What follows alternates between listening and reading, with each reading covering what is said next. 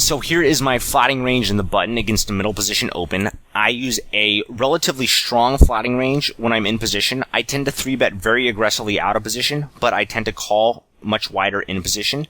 There's some things here that are debatable. For example, you could 3-bet some of the queens if you want. You could 3-bet some of the ace-king off if you want. I usually flat with them. And rather than just deal with a few fractions of combos that I 3-bet, I think it's easier to just show that I'm flatting with them all here. You could also call with ace, jack off, or king, queen off. You could fold 6-5 suited or pocket 2s. There isn't really a very clear answer here, but I think this is a flatting range that's very, very reasonable, and it's one I personally like a very lot. Alright, so let's go ahead and get started. Okay, so that's a pretty easy one to start us off with. So we have jack of spades, 4 of clubs, 4 of hearts, and that is a total of 126 combos. Okay, so desired combos we're defending is going to be 126 times 0.35, which equals, alright, around 44 combos. So now the first thing I want to ask myself is, what hands do I want to value raise here on the flop?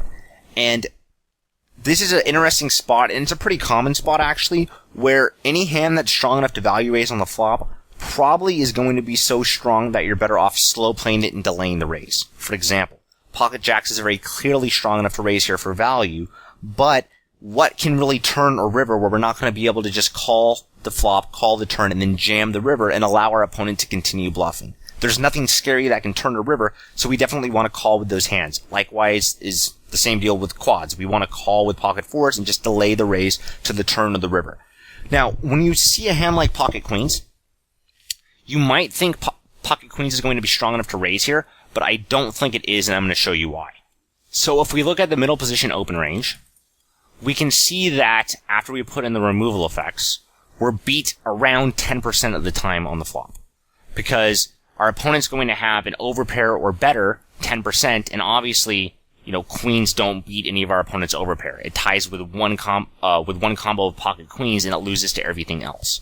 So even if on the flop we are ahead of most of our opponent's betting range, by the time we raise the flop, we allow our opponent to fold some of his hands. We bet the turn, he can fold some of his hands, and we bet the river, he can fold some of his hands. We're just never going to make our opponent have to call off with a hand worse than pocket queens on the river.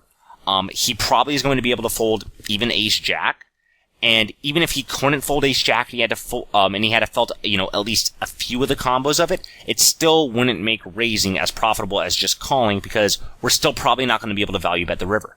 If, we raise the flop with queens, we bet the turn, and then our opponent checks to us on the river, we, in order to be able to value bet the river in position, we need to win over half the time when our opponent calls. We're not going to get that effect with pocket queens, because even if our opponent calls with a few combos of ace-jack, we're still losing to his aces, his kings, his 4x, and we're not going to be able to bet the river.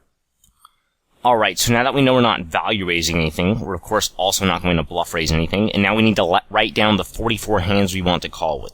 So the easiest way to do this is to start off with scrolling over top pair or better, and then just write down all the hands in that range. If you wanted to, you could just put top pair or better is 22 combos. You can see that in the upper left hand of the Flopzilla screen. But it's kind of good to write them all down so you get a sense of what your range already looks like for when you start adding in more difficult hands. Alright, and pocket fours. And then I'm going to write a little 22 because we've flatted with 22 combos so far. Like this. Okay. Alright, so we have 22 hands which are top pair or better, which is pretty much about half of our range. So then we're also probably going to want to flat with a hand like 10s and probably hands like pocket 9s. That's 12 more hand combos, so that alone gets us to 34 hand combos, but we have 10 more hands to go with.